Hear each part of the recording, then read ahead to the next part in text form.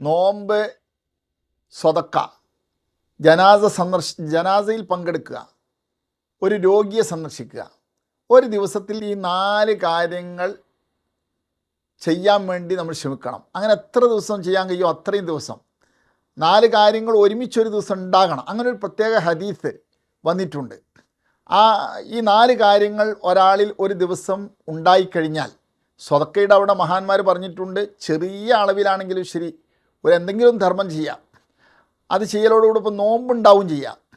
അതോടൊപ്പം രോഗസന്ദർശനം ഉണ്ടാകുക, ജനാസയിൽ പങ്കെടുക്കലുണ്ടാകുക. ഇത് 4ഉം കൂടെ ഒരു ദിവസം ഒരാളിൽ ഉണ്ടായാൽ അദ്ദേഹത്തിന് ദോഷം പൊറുക്കുമെന്ന്, അതല്ല അദ്ദേഹത്തിന് സ്വർഗത്തിൽ കടക്കുമെന്നിങ്ങനെ വ്യത്യസ്ത റിവായത്തുകളുണ്ട്.